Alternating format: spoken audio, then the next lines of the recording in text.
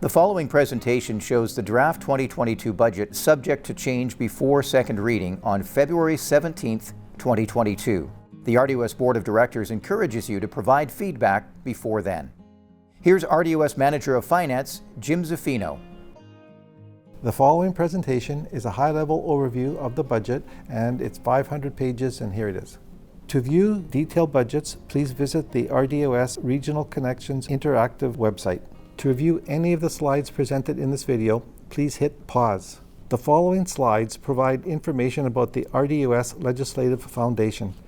Each regional district is a corporation. The RDOS has 9 electoral areas represented by rural directors elected to their position. The 6 municipalities represented on the board appoint their members.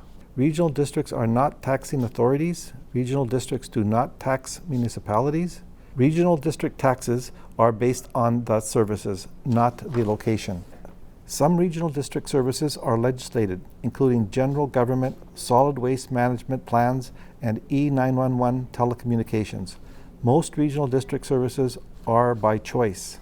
Property in a rural area will receive their tax notices from the Surveyor of Taxes, and the taxes are paid to the province. The following slides cover taxes. To review any of these slides, please hit pause. The following slides provide information about the RDOS budget structure. A regional district is different than a municipality. Regional districts create a separate budget for every service it operates. For the 2022 budget, the RDOS has 156 separate services and therefore 156 separate budgets. Separate budgets ensure only those who participate in the service pay for the service. The budget process launched in October 2021. The budget includes approved change requests. Budget workshops were held November 5th and 9th, 2021. The provincial legislation requires the budget to be adopted by March 31st, 2022. The following slides provide information about RDOS services. You can hit pause at any time to review the slides. You can also visit RDOS Regional Connections to view detailed budgets. Regional services are services where the majority of the electoral areas and municipalities participate. For regional services, all properties in the municipality and electoral areas contribute. Regional services include heritage, conservation, corporate facilities, legislative services, and regional trails. Rural services are services where the majority of the electoral areas participate.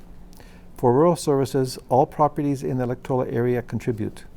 Rural services include animal control, electoral area administration, and planning. Shared services are services where only those participating in the services pay for the shared services. Local services are services where only a defined group of properties within an electoral area participate. Examples include fire protection and water systems. Staff begin building budgets for each service in October. The 2022 budget is prepared along with the additional 4 years. New requests or changes come forward as program change requests. If approved, the item is added into the draft budget. The official title of the draft budget is 2022-2026 5-Year Financial Plan. The board can make changes to the budget up until it is adopted. Feedback from public consultation is presented to the board along with the Budget Bylaw for second and third reading and adoption. By legislation, the budget must be adopted by March 31st, 2022. This presentation is for the 2022-2026 budget regarding the Penticton Indian Band. So the Penticton Indian Band shows that there's a 1.45% of the assessed values in their area compared to total regional district as a whole. As far as the increase in assessments, as of the date of this recording, we don't have it. So we apologize, but we do not know what it is or it's going to be. But we are treating it as a zero increase because we cannot guesstimate what it's going to be. Included in the PIB budget and tax requisition is administrative overhead, as it is in all the different tax requisitions. Administrative overhead, as far as our regional district is concerned, is a support cost to run the human resources, legislative services, finance, corporate services, and information services. The following slide shows what the costs are for 2022 and 2021. And as you can see, information services has got the highest single increase. And when I said support services, a good example would be information services is to keep the doors open. We have to pay ongoing costs for licensing. We have to update the hardware and also software. So that is redistributed amongst 156 services and then recharged back based on assessments. Program change requests are where the board is asked to increase the 2022 budget higher than what it was in 2021 for various reasons. The first one would be grant and aids. So various organizations ask the board for specific funds, and this report here essentially shows what the actual costs or the actual requests are for the 2022. This slide talks about additional increases, and that's program change requests. That is increase in staff or increase in service levels. What this does is it shows what the service level that is associated with the increase and the costs for each year. So in this case here, it's Parks Department and also the senior bylaw. So the business plan details why it's the request, and the board ultimately approves or rejects the request. These requests have been approved. This one here is for engineering department. This one is for the administrative legislative services department. This slide shows the different capital projects that were funded from previous tax requisitions, where they're funded strictly from reserves or grants, or in some cases even donations. So just to emphasize, in these capital projects, there is no tax increase this year. However, they would have been funded through a tax increase or a tax levy in previous years. This one here is emergency 911. This one is solid waste management, carry forward from previous years. This is the comparison of the budget from 2022 to 2021. It shows that it's fairly consistent from year to year.